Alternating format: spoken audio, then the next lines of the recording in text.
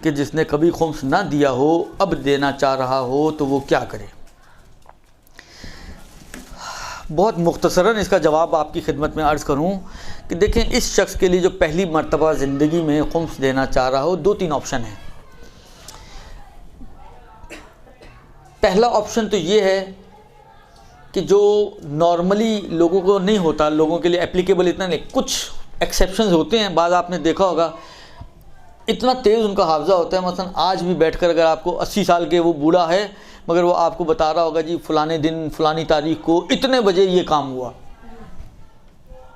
इतने वो उनके हाफ़ज़े में बाज़ चीज़ें होती हैं। तो अगर किसी को अपना सारा हिसाब किताब ज़बानी इस तरह याद है तो फ़बिहा, वो बैठे हिसाब लगाना शुरू करे, कब बालिग हुआ, कब से काम करना शुरू किया, कितना कमाता था, कितना बचाता था, एक पूरी स्टेटमेंट बनाए और उसी स्टेटमेंट के हिसाब से जो उसका हिसाब किताब बने उसका खुम्स अदा कर दे।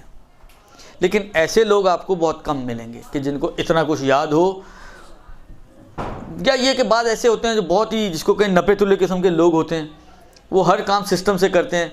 तो वो पहले दिन से जब जॉब शुरू किए उसका एक अकाउंट्स की स्टेटमेंट बन रही है, मेंटेन हो रही है, तो वो अपने अकाउंट्स को चेक करेगा और नतीजा निकाल लेगा कि भाई मैं क्या कमाता था, क्या बचाता था, क्या खाता था, और ये एंड ऑफ द ईयर मेरे पास ये चीज़ बचती थी, इस साल ये बची, इस साल ये बची, इस साल ये बची। तो उसके लिए भी आसान है, वो अपने अकाउंट्स को खुद बनाकर, अपना खुद से हिसाब किताब बनाकर अपनी खुम्स अदा कर सकता है। एक तो हो गया ये बंदा। इसके मुकाबले में दूसरा बंदा जो मेरी तरह का आदमी हो, ना जिसका दिमाग काम करता हो, ना उसने कभी अकाउंट्स बनाए हो, दुरुस्त, ना इतना हाफ़ज़ा उसका कवी हो कि बैठ के याद करे जी मैं फ़लाने साल में पैदा हुआ और इसमें बालिग हुआ, तो जी अब वहाँ से लेकर ये आज मतलब 30 साल में क्या कमाया और क्या खाया, मुझे तो कल का याद नहीं होता कि क्या खाया। तो वो अब वो क्या करेगा? या अकाउंट्स तो अल्लाह के आसरे पे चल रहे होते हैं हमारे अकाउंट्स, दुरुस्त। तो वो ऐसा बंदा क्या करेगा कि जिसका कोई प्रॉपर ना कोई अकाउंट है उसके पास कि जिसको रुजू करे और उसमें से कुछ निकाल सके, ना उसके दिमाग में ऐसी कोई चीज़ है। तो इसका वाहिद हल ये है कि ये जाए किसी भी मुज्तहिद, नहीं किसी भी नहीं, सॉरी, जिस मुज्तहिद की ये तकलीद करता है या तो उनके पास जाए या उनके जो वकला हैं उनके पास जाए और उनके पास बैठ कर मुसालहत करे, हिसाब किताब उनके साथ बैठ के बनाए। इसके पास कोई दूसरा ऑप्शन नहीं है, इसको खुद बैठकर हिसाब किताब करना होगा।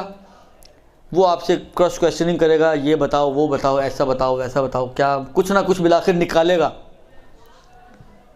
तो दूसरा तरीका तो ये है कि इसको मुसालहत करनी पड़ेगी हाकिम शरअ या उसके वकीलों के में से किसी के पास। अलबत्ता इतनी मैं आपको गुजारिश करूँगा कि खुदारा हर बंदे के पास मत जाइएगा, यहाँ पर हर किसी को हिसाब किताब करना नहीं आता, दुरुस्त।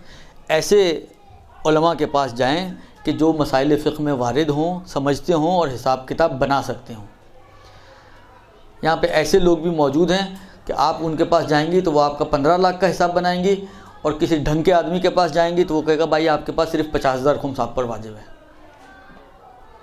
ऐसे लोग मौजूद हैं। तो हिसाब किताब के लिए आप किसी समझदार आदमी के पास जाएं, दुरुस्त।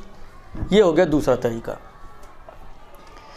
तीसरा तरीका एक ये हो सकता है कि आप अगर नहीं इस झंझट में पड़ना चाहते कि आप जाएं और जाके सवाल जवाब का निशाना बने कि ये कब कमाया था और वो कब लिया था और ये कैसे हुआ था और ये कैसे हुआ था, क्योंकि आपको तो कुछ याद ही नहीं है।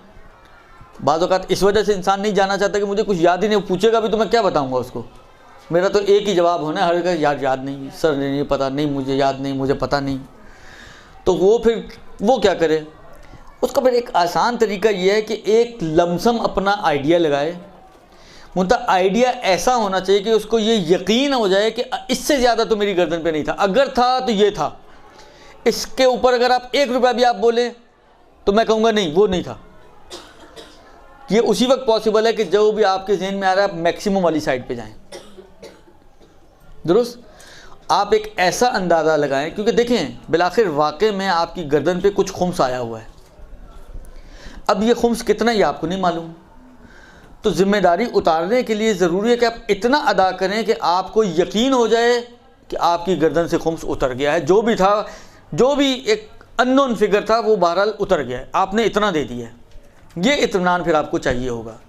अब इसमें मुमकिन है कि आपकी हकीकत में अगर आप वाकई में देखें तो मतलब 1000 रुपया और आपको इस तरह 10,000 जब तक आप नहीं दें आपको इत्मीनान ही नहीं हो रहा। तो 10,000 देने पड़ेंगे। तो आपकी जेब से मुमकिन है थोड़ा ज़्यादा निकल जाए, लेकिन बिलाखिर फिर कुछ चारा हमारे पास और नहीं है कि आप कोई और काम करें। ये 3 ऑप्शन हैं, जो आपकी समझ में आए या जो आपको ईजी लगे उसके मुताबिक आप अमल करते हुए अपनी शरई ज़िम्मेदारी को पूरा कर सकती हैं। व सल्लल्लाहु अलैहि व आलिहि वसल्लम। बिरहमतिक या अरहमर राहिमीन व सल्लल्लाहु अला मुहम्मद व आलिहि